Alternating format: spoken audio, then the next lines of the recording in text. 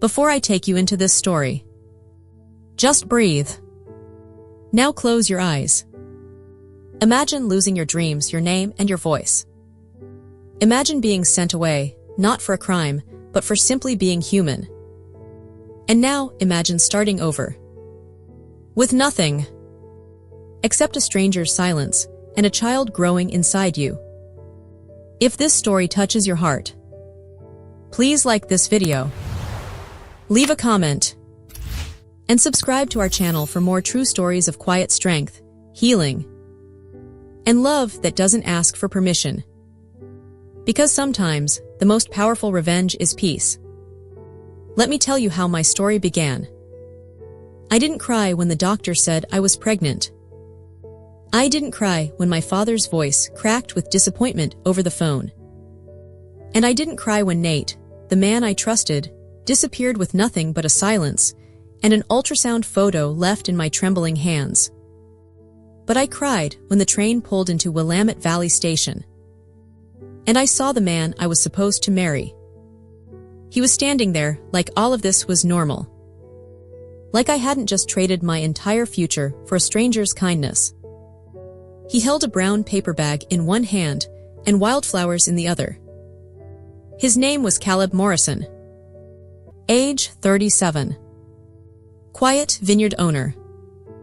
A God-fearing man, my father had said. A man who wouldn't ask questions. That last part was the most important to him. Because my father didn't care that I had once dreamed of being a field archaeologist.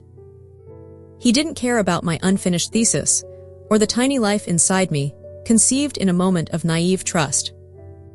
All he saw was scandal. All he wanted was to bury it. You'll marry him, Sophie, my father had said. It's the only honorable path left. But I hadn't felt anything close to honor in weeks.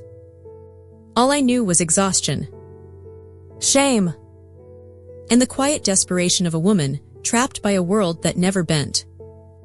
Caleb wasn't what I expected. He didn't smile too much. He didn't touch me. He barely spoke. But he did something that no one else had done in weeks. He carried my suitcase without a word, opened the door to his dusty old truck, and drove me through winding country roads in silence. Past rows of vineyards, stretching endlessly into the late summer sun. Old jazz played softly on the radio, a tune too gentle to fill the pounding in my chest. His house was simple. A wide front porch, chipped white paint, a hammock swaying between two sleepy trees. A dog barked once, then padded out to greet us. "This is June," Caleb said. That was the first thing he said to me. Then he opened the door and led me inside like this was something he did all the time. That first evening, we barely spoke. He showed me to a guest room, his sister's old room, he said. Clean sheets, a glass of water, lavender wallpaper, and too much silence. I stood in the center of that room, alone, wondering how the hell I'd ended up here. That night, I couldn't sleep. The baby wasn't even showing yet, but I felt it, a weight under my ribs. I curled on my side, one hand over my belly, and whispered a promise, when I wasn't even sure I could keep. I'll figure this out. I swear I will. You won't grow up unloved. The next morning, Caleb made scrambled eggs and toast. No questions. No morning chatter. Just a plate on the table, and a hot cup of coffee set gently in front of me, like we'd been doing this for years. Thank you, I said softly. He nodded just once. And that was it. The days passed slow. Quiet. Oddly bearable. I stayed out of his way. He didn't press. And somehow, that was more unsettling than any judgment could have been. For the first time in my life, no one expected anything from me. And maybe that's why I started writing again. Not my thesis, not yet. Letters. To the baby. I kept them in a small notebook, tucked under my pillow like a secret. They weren't full of poetry. Just fragments, pieces of me I didn't want to forget. One evening, I sat alone on the back porch. The sky burned with the last light of day, shades of gold melting into soft purples. The vineyard stretched endlessly before me, like a sea of green breathing in the dusk. Caleb came and sat beside me. He didn't say a word for a long time. And then quietly he asked, "Do you want to be here, Sophie?" My throat tightened. What did that even mean? Did I want to be pregnant? Did I want to be someone else's bride? Did I want this silence, this strange, soft life? I looked down. The truth was, I didn't know. No, I whispered. But also, yes, or maybe somewhere in between. He nodded, that quiet, understanding nod. Like someone who had been broken once, too. Someone who didn't need details to understand pain. And in that moment, something in me shifted. That was the first night I slept without crying. But the silence here, it wasn't like Boston. Boston hummed. Even at night, subways rumbling, sirens echoing, bar doors swinging open into laughter. Here in Willamette Valley, silence had weight. It filled the room. Pressed against the windows. Echoed between conversations that never happened. At first, it made me feel even more alone. But then, it started to feel like air. Like space to breathe. Caleb worked from sunup to sundown. Each morning, I'd hear his boots crunching gravel. The sprinklers clicking on in the vineyard. The old truck rumbling down the dirt road. He never asked for help. Never expected anything. And maybe that's what broke me most. After a lifetime of trying to prove I was enough, daughter, student, girlfriend, I didn't know what to do with kindness that asked for nothing. The first soul in that house to truly accept me was June, the dog. She followed me everywhere. To the kitchen. To the porch. Even into the vineyard when I wandered too far and got lost among the vines. I stood there, disoriented, staring at rows that looked the same in every direction. Caleb found me. He didn't scold me. Didn't question. He just handed me a water bottle and said, "It's easy to get turned around in the fields. Happens to me too." And that night, I started noticing the little things. Like how he always left the porch light on, even though I never stayed out late. How he folded his laundry with the precision of someone who had done everything alone for a long time. And how there were always 2 cups of coffee. Even before I was awake. There was a rhythm to life here. Slow, predictable. Gentle in ways I wasn't used to. My father's world had been one of sermons and order. Where everything had its place. Where deviation was sin. Nate's world was adrenaline. Spontaneity. Weekend road trips and reckless I love yous. But this was different. And yet, I didn't let myself settle. I still slept in the guest room. Kept my suitcase half-packed. Told myself every night, "This isn't permanent, you're just passing through." But every morning, I stayed. A week into my stay, Caleb's sister came by. Her name was Erin. And she was nothing like her brother. She swept into the kitchen like a gust of warmth, arms full of groceries, voice loud and light. "So you're Sophie," she said, grinning as she dropped a brown paper bag on the counter. "You're prettier than Caleb described." I blinked. He described me. She laughed. In his way, which means he said you were quiet, respectful, and seemed smart. That's high praise from him. But Erin, she didn't pry. She didn't ask why I was there. Didn't ask whose baby I was carrying. She just talked about harvest season. About their parents. About the time Caleb tried to make wine in college and nearly blew up the shed. And somehow, despite the knots in my stomach, I found myself smiling. Actually smiling. And in that moment, I didn't feel like a burden. I didn't feel like a problem being hidden. I felt like a person. After she left, I was in the kitchen rinsing berries she'd brought from her garden. The faucet hummed, water rushing over bright red fruit. Caleb leaned in the doorway, arms crossed, his expression soft. "She talks a lot," he said. "I like her," I replied. "She makes things feel normal." He didn't answer right away. Then, in that voice so steady, it almost felt like a hug, he said, "You deserve normal." The words caught me off guard. I turned away, blinking too fast, pretending to focus on the sink. That night, I moved my suitcase into the closet.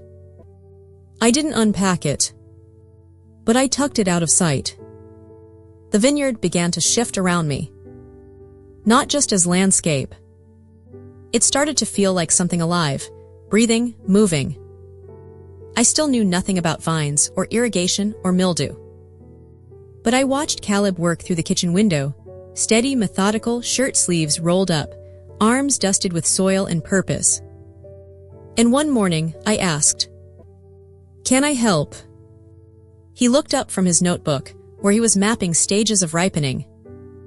He raised an eyebrow, like he wasn't sure he'd heard me right. "You don't have to," he said. "I want to," I replied. And that was enough. He handed me gloves. Taught me how to check the undersides of the leaves for mildew spots. Showed me how to feel the grapes, gently, to tell how close they were to ready. We didn't talk much. And I liked that. I liked that I didn't have to fill the silence with anything. I liked how Caleb would glance over now and then, not to check up on me, but like he was just confirming I was still real. Still there. After an hour, he finally said, "You're good at this." I raised an eyebrow. At inspecting leaves. At noticing things. I didn't know how to respond to that. So I just smiled. And for once, it wasn't forced. That afternoon, I baked. I don't know what made me do it. Maybe the quiet. Maybe the crate of fresh peaches Aaron had left on the porch. I needed to do something with my hands. The kitchen filled with the smell of warm sugar and cinnamon, and for a few brief, precious minutes, I felt almost like myself again. Whoever that was now. I brought the cobbler out to Caleb, still warm in the dish. He took one bite, paused and said, "You sure you're not secretly Southern?" I laughed, really laughed, too loud maybe. But he smiled at the sound, a real smile. And I realized I hadn't seen many of those from him. But now I wanted to. That evening, we sat on the back porch again. The dish between us. June at Caleb's feet. The sky above turned pink and lavender. The vineyard shimmered under the soft gold of late summer. Then Caleb asked, "Why anthropology?" I blinked. No one had asked me that in months. I wanted to understand people, I said. How they lived, what they believed, what they left behind. I like the idea that, even when we're gone, the way we live still tells a story. He nodded slowly. You ever think about what story you're telling now? The question hung in the air like breath on cold glass. I didn't have an answer. I only knew what I was trying to leave behind. That night, something shifted. Not loudly. Not dramatically. But as I lay in bed, I didn't think about my father. Or Nate. Or Boston. I thought about Caleb's hands. Stained with grape dust and soil. Moving with quiet purpose. And for the first time in a long time, I dreamed not of escape, but of stillness. 2 days later, I collapsed in the vineyard. One moment, I was reaching for a branch, and the next, the ground was rushing up toward me. My knees hit the dirt. My skin turned ice cold. My breath locked in my chest. My hand flew to my belly, terror slicing through every nerve. The world tilted. Blurred. Then Caleb's arms were around me. I don't remember the truck. Don't remember the road. Only the press of his voice against my ear, low and panicked. Breathe, Sophie, just breathe. Then the clinic, too bright, too loud. A nurse. A monitor. Beeping. My hand clenched in his, too tight, shaking. And then, a heartbeat. Soft. Steady. Strong. Alive. I broke. I sobbed into the crook of Caleb's shoulder, weeks of fear and guilt ripping out of me all at once. I'm sorry, I whispered. I shouldn't have been out there. His voice was rough, like it had been sanded by the worry. It's not your fault. Just don't scare me like that again. I didn't know what scared him more, the thought of losing me, or realizing just how much he already cared. It started with a letter. No return address. Just my name, Sophie Chandler, scrawled in the messy handwriting I once found, charming. I found it wedged in the mailbox, between a grocery flyer and a vineyard irrigation notice.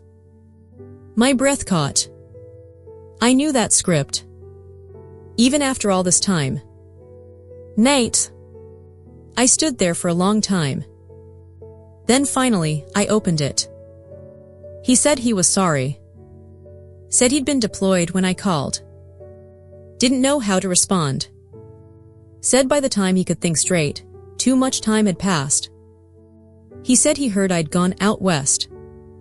Said he missed me. Said he wanted to talk. Said he hoped I was safe. I folded the letter and slid it into the drawer next to the sink. I didn't tell Caleb. But something inside me cracked. The baby was moving more now. Little flutters, like wings under my skin. Sometimes they made me smile. Sometimes they made me cry. Sometimes both. And Caleb noticed. He started leaving extra pillows on the couch. Let me sleep in later. Made sure there was always something cold in the fridge in case nausea came back. He never hovered. Just adjusted. Quietly. Like always. One afternoon, I found him by the back fence, fixing the trellis. I brought him lemonade. He took it with a soft nod. You've been quiet lately, he said. I've been thinking. He didn't press. Just sipped. And went back to hammering. Part of me wanted him to ask. To demand the thoughts out of me. But Caleb wasn't like that. And maybe that's why it hurt so much when Nate showed up. I was walking back from the general store, the sun filtering through the trees, a soft breeze rustling the leaves. And then a voice.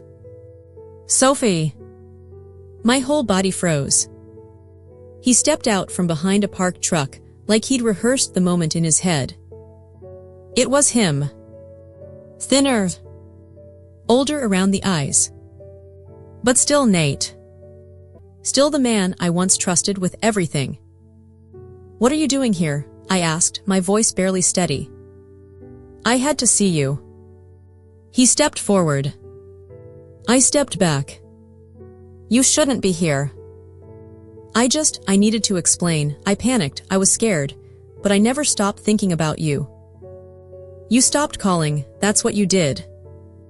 He flinched. I know I deserve that, but I want to make it right. His words felt thin. Rehearsed. Like an actor trying to fix a scene already ruined. I'm pregnant, I said flatly. I'm living with someone else. He's not the father, but he's the one who stayed. Nate blinked. Like he hadn't prepared for that. Do you love him? I don't know yet, but I trust him, and he trusts me. I can do better, he said quickly. I want to be there for you, for the baby. We could leave, start over. And for a moment, that version of life I used to imagine, that fantasy, dangled in front of me like a cruel offering. But I remembered. Caleb. The panic in his eyes when I collapsed. The tea by the bathroom door when I was sick. The way he looked at me like I wasn't a burden but a choice. I'll think about it, I said quietly. And I hated how much I meant it. I didn't tell Caleb about seeing Nate. Not that night. Not the next morning. Not even when he handed me my favorite mug, without asking. The silence stayed between us, thick, growing heavier by the hour. And still, Caleb didn't push. But the lie sat under my skin like a splinter. Each time he looked at me with those steady, honest eyes, it twisted deeper. Then Nate came back. No call. No letter. Just his car, crawling up the gravel driveway like he belonged here. Like this was his story to finish. I was in the kitchen when I heard the tires. The engine cut off. June barked once, then fell silent. I stepped outside, heart pounding. And there he was. Standing by his car with that same crooked smile. The one that once made me feel safe, and now made my stomach churn. Caleb appeared behind me, wiping his hands on a towel. Eyes narrowed. Posture calm but unreadable. Nate looked at me, then nodded once, trying to act casual. Sophie, can we talk? I looked at Caleb. He said nothing. But his jaw tightened. His grip on the towel stiffened. Still, he didn't move. Nate stepped forward. I need to say this in person. I owe you that much. No, Caleb said, low and even. You owe her peace, and this. He gestured to the gravel, to the truck, to the porch. This isn't it. I'm not here to start anything, Nate said, hands slightly raised. I just want to talk to the mother of my child. The words dropped like a hammer. Caleb turned to me. Do you want him here? My mouth opened. But no words came out. Nate's voice softened. I'll leave if you ask me to, but please, Sophie, don't make this decision without hearing me out. The world stopped. The heat of the day pressed in. My breath came shallow. And I realized. This was the moment I had been running from. I nodded. We'll talk, I said. Just us. Caleb didn't flinch. Just gave me one slow, quiet nod. Turned. Walked back toward the barn. June followed without hesitation. Nate and I sat at the picnic table beneath the oak tree. The vineyard stretched behind us, sunlit, golden, endless. But I couldn't see it. Not really. I could only hear the thud of my pulse in my ears. Nate leaned forward. I know I messed up, he began. But I haven't stopped thinking about you, or the baby. I didn't respond. He kept going, voice thick, eyes glassy. I was scared, yeah, but that doesn't mean I don't want to make it right now. You keep saying that, I said, folding my arms. Make it right, what does that even mean? A ring, a crib, pretending none of it happened. No, he said quickly. I mean maybe someday, but more than that, I want to be part of your life, the baby's life. I want to be there, I want to hold them, name them. Even if you hate me, I don't want to miss everything. I looked at him. Really looked. And for a moment, I saw the man I used to love. The one who made pancakes at midnight. Who danced with me in gas station parking lots. Who talked about the future like it was already in our hands. And something in my chest ached. But then, I thought of Caleb. Of the night I collapsed. His arm around me. His voice, broken but strong, calling my name. The tea. The porch lights. The way he folded my laundry like it mattered. The way he never once made me feel like a mistake. You left, Nate, I said. Not just physically, you vanished. I was scared and sick and drowning, and you let me go under. And now that the consequences are real, now you want to be a hero. He looked down. Didn't deny it. I'm not asking for forgiveness overnight, he said. Just a chance. And what about Caleb? His eyes lifted. He's been here every day, quiet, kind, steady. He didn't create this life, but he stepped into it like it was always his. Do you even know what that takes? Silence. I still love you, Sophie, Nate whispered. I never stopped. And maybe once. That would have shattered me. Maybe once, I would have clung to those words like a rope out of drowning. But not now. I don't, I said gently. I don't love you anymore. I grieved you, I buried that version of us. What's left, it's not enough. He flinched. Then nodded. Stood. And walked away. I didn't watch him drive off. I just sat there, hand on my belly. The baby shifting gently beneath my palm. A quiet affirmation. When Caleb returned, he didn't ask. Didn't say, what happened? Didn't say, what did you choose?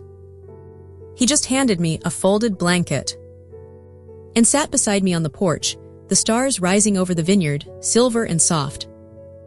I broke the silence. I told him I didn't love him anymore.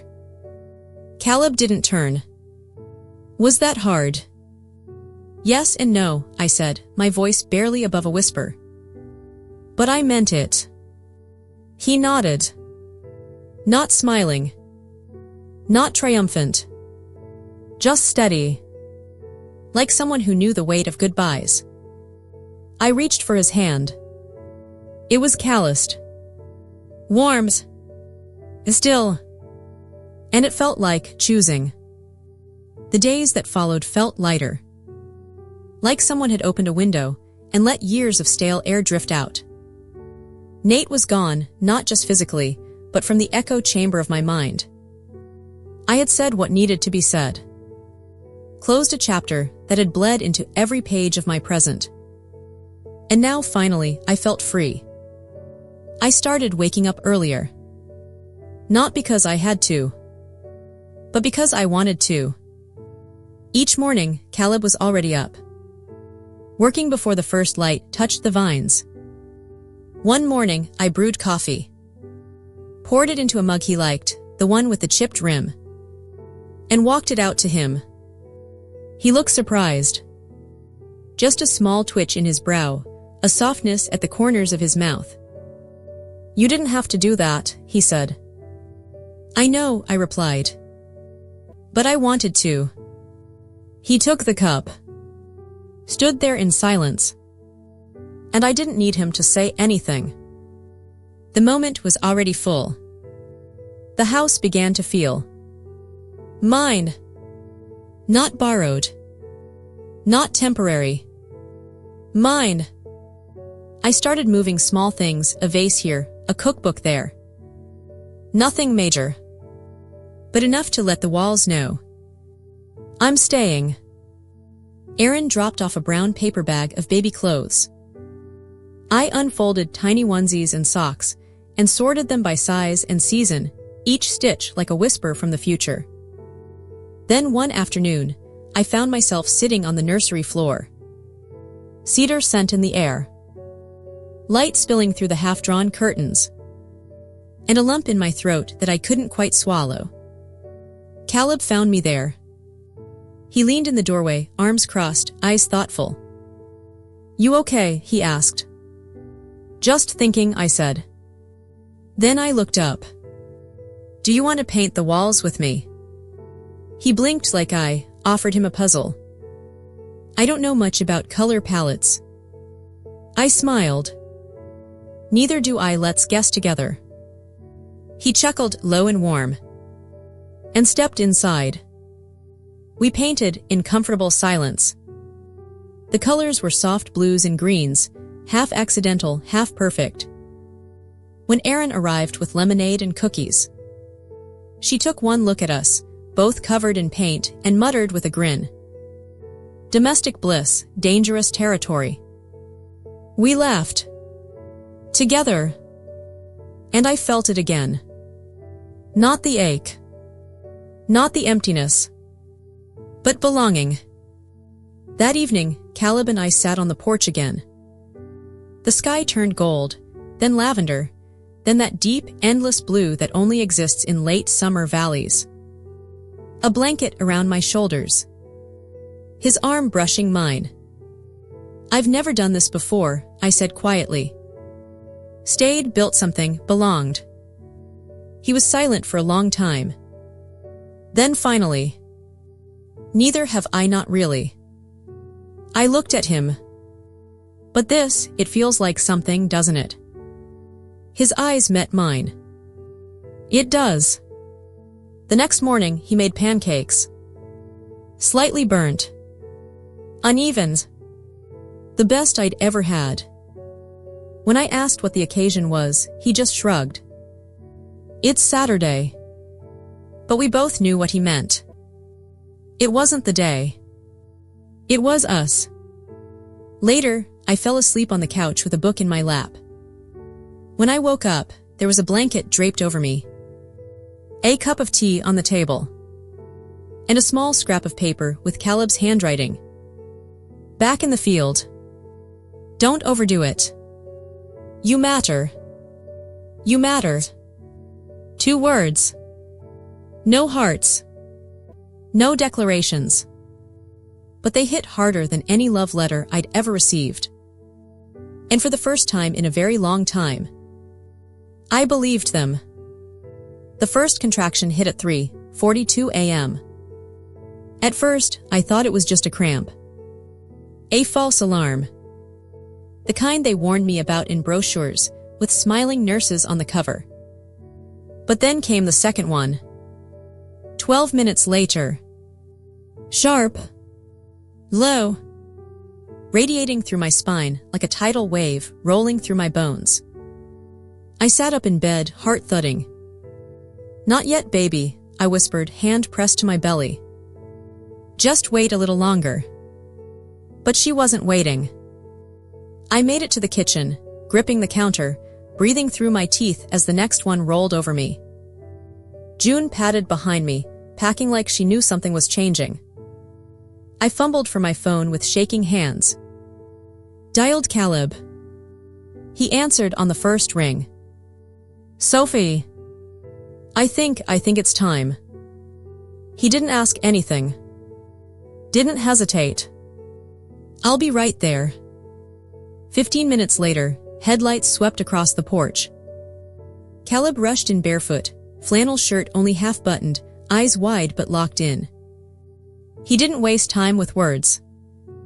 Just nodded, steadying me with one arm around my back as we walked to the truck. I couldn't speak. The pain came fast now, raw and deep, like something unraveling inside me. In the passenger seat, I breathed like they taught me. In, out. Count to 4. Again. "Talk to me," I gasped between waves. "Say anything, please." He gripped the wheel tighter. Cleared his throat. "Did you know grapes have to struggle a little to make good wine?"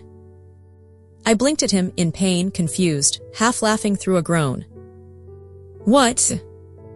"It's true," he said, voice low and calming. "If they get too much water, too much comfort, the flavor weakens. But if the roots have to dig deep, if they fight, they grow stronger. The fruit is richer." I let out a shaky laugh that cracked midway into a moan. "Are you saying I'm a grape?" "I'm saying you're the strongest thing I've ever seen." We reached the clinic just as the pain turned brutal. Nurses moved fast.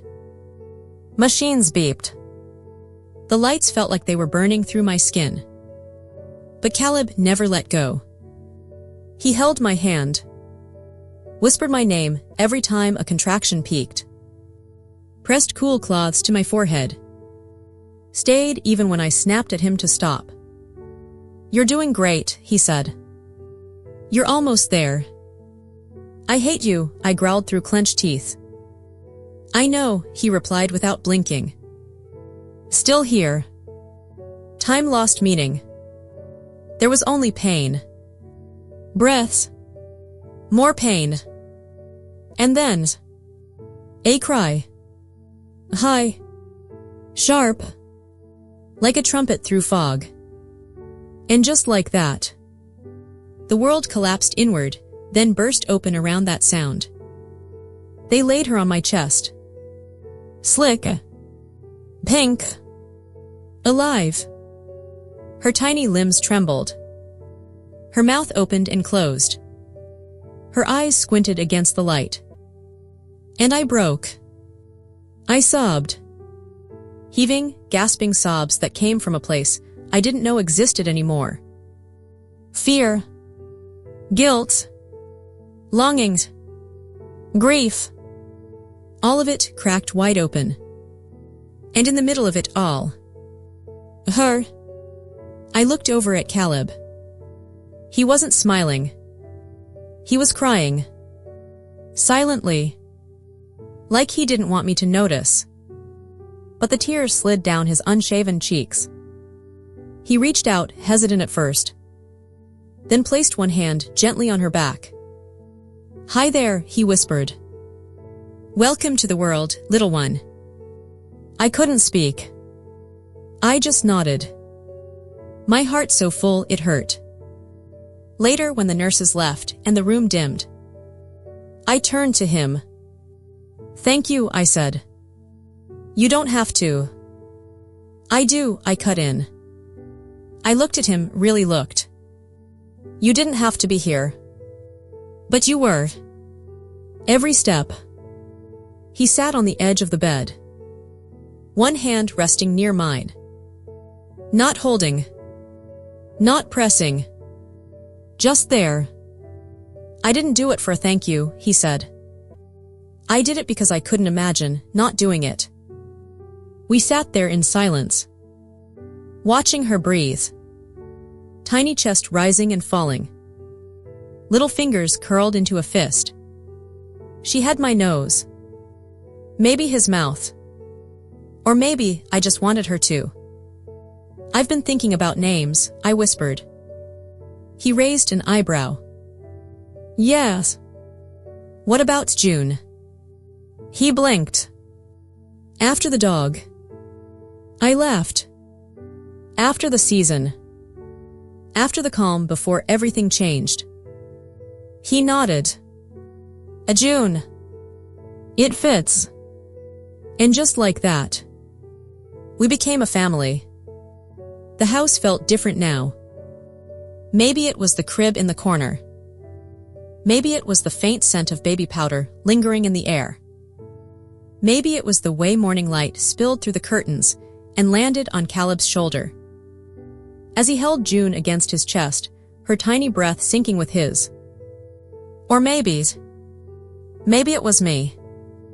Maybe I was changing in ways I couldn't name, but felt with every breath. June was 2 weeks old. And already, she had rearranged the molecules of our world. She cried at midnight. And I cried with her. I laughed when she hiccuped. Panicked when she sneezed. Marveled when she gripped my finger like it was the only thing anchoring her to earth. But I wasn't alone. Caleb was there. Always there. He made breakfast with one hand and cradled her in the other. He sang old country songs, off-key when she fussed. He rocked her gently when I couldn't keep my eyes open. Sometimes I just stood in the hallway watching him. No one had taught him how to do this. But it looked like it had always been part of him. Like fatherhood was etched into his bones, waiting to be remembered. "You're good at this," I said once softly. He looked up, brow furrowed. "At what?" "At being a dad." His face softened. He didn't answer. Just kissed the top of her head. And kept rocking. We spent long hours on the porch. June asleep on my chest. The vineyard breathing around us. Caleb worked on the nursery bookshelf. Built it from scratch. Real wood. Not the cheap kind that wobbles after a week. Each shelf sanded smooth. Each corner rounded. Stained in a soft honey color. One afternoon, I sat cross-legged, watching him attach the final plank. The sun dipped behind rows of vines. Sawdust clung to his forearms. Sweat darkened the collar of his shirt. And something inside me ached. Not from pain. From realization. Terrifying. Beautiful. I was falling in love. I want to stay, I said. Barely louder than a whisper. He looked up. What? I want to stay, I repeated. Not just for now. Not just until I figure things out. I want this. I want you. Caleb didn't move right away. Didn't speak. He just set the screwdriver down. Wiped his hands on his jeans. And walked over to me. No speeches. No grand confessions. He just cupped my face gently. Like I might still break. And whispered. You already have me. We kissed. It wasn't rushed. It wasn't wild. It was quiet. Sure. Like everything else between us. Like breathing. Like home. That night, after June had fallen asleep in her bassinet, I unpacked the last box. The one I hadn't touched since the day I arrived. The one filled with books, journals, and dreams I thought I'd buried. I placed my favorite volumes on the bookshelf Caleb had built. Stacked my old notebooks in the drawer of the desk he'd cleared for me. A desk. A place to write. To think. To grow roots. To begin again. Later, as we lay in bed, June between us, a tiny miracle sleeping between breaths, Caleb brushed a curl from my forehead. Do you miss it? He asked. Miss what? Your old life, the city, the museum, the everything. I thought about it. Boston. The archives. The noise. The energy. The chaos. The ambition. A little, I admitted. But not the way I thought I would. He nodded, thoughtful. You don't have to give it up. I know, I said, turning to him. But for the first time, I don't feel like I'm running from something. I'm running toward it. He smiled. Just a small one. But it lit up the whole room. That night, the wind rustled softly through the vineyard. The house was still. I waited until everyone was asleep. Then sat at the desk, that beautiful, simple desk, and pulled out a blank sheet of paper. For the first time in months. My hands didn't tremble. Dear Dad, I wrote. It's been a while. Dear Dad. It's been a while. I thought about calling. But I wasn't sure you'd answer. And even if you did, I don't think I could say all this out loud without it crumbling in my mouth. So I'm writing. Because you always said letters are deliberate. Less room for saying something you do mean. So here it is. All of it. When you sent me away. I hated you. I know that's a harsh start. But it's the truth. I was scared. Alone. And instead of asking what I needed, you handed me off like a scandal wrapped in shame. A one-way train ticket. A marriage contract. A man I'd never met. I don't think you meant to hurt me. I think you really believed you were saving me. Protecting me. salvaging what could be salvaged.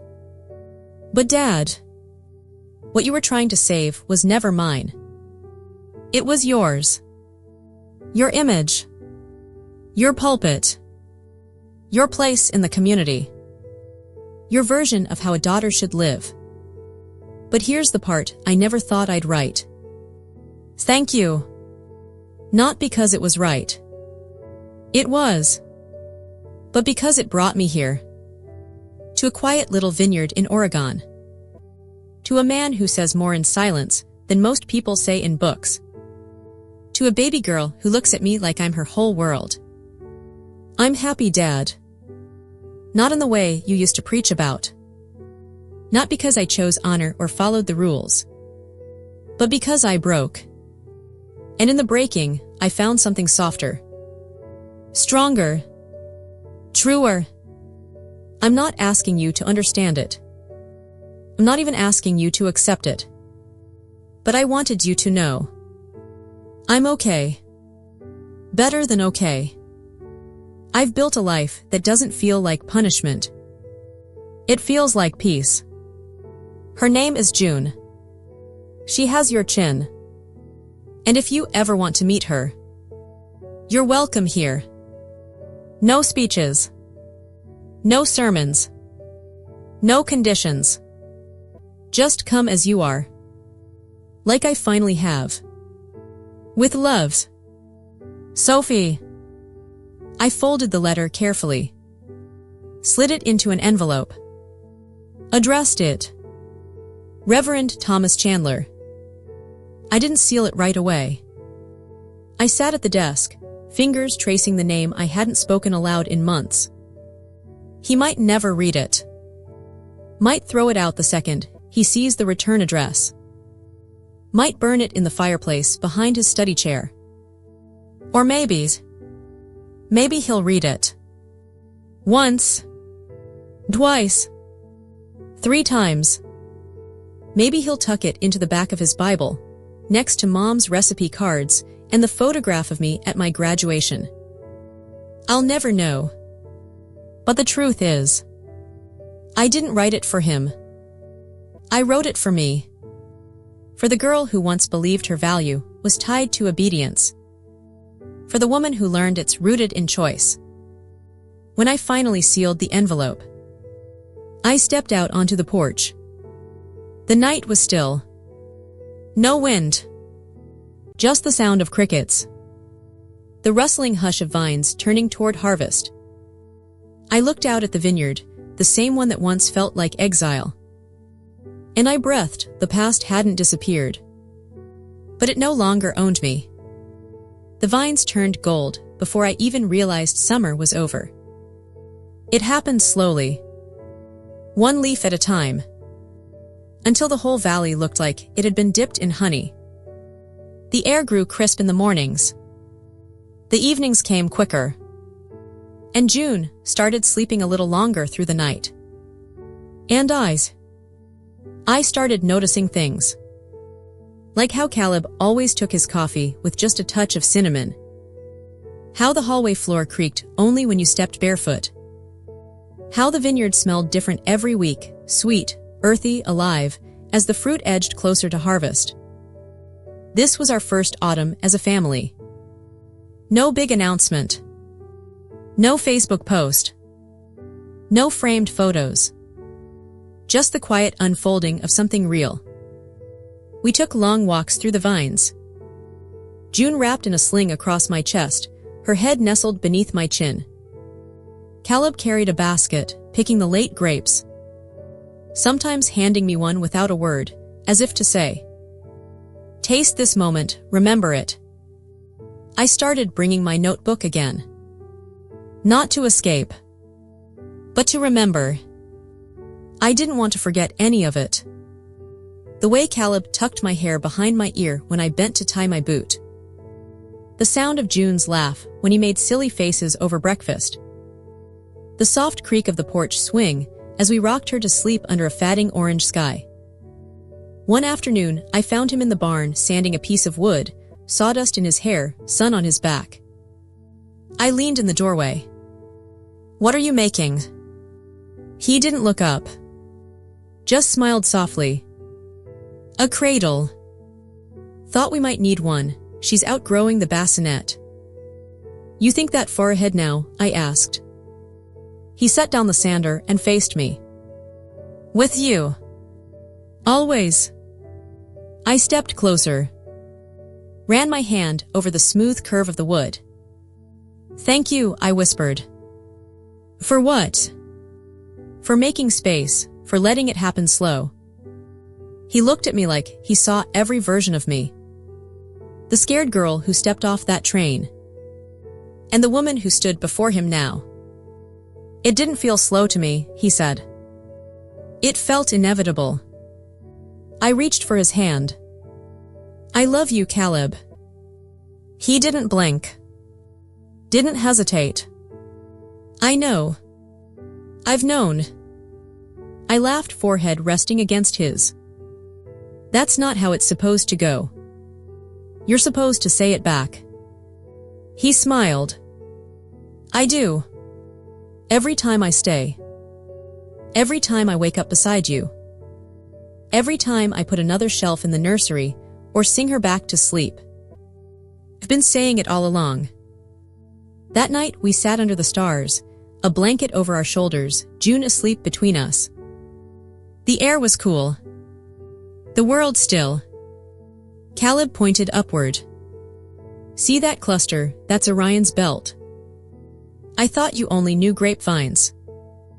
Turns out I know more than I thought. I looked at him. Then at the stars. And felt something I hadn't in a very long time. Hope. Not the kind that burns fast and bright and disappears at dawn. The kind that's slow. Steady. The kind you can build a life with. I used to think love had to be loud. Big. All fire and fury. But now I know. Sometimes, the strongest kind of love is the one that asks for nothing. And stays anyway. I rested my head on Caleb's shoulder. He kissed the top of mine. This is enough, I whispered. He nodded. More than enough. And it was. Not the life I planned.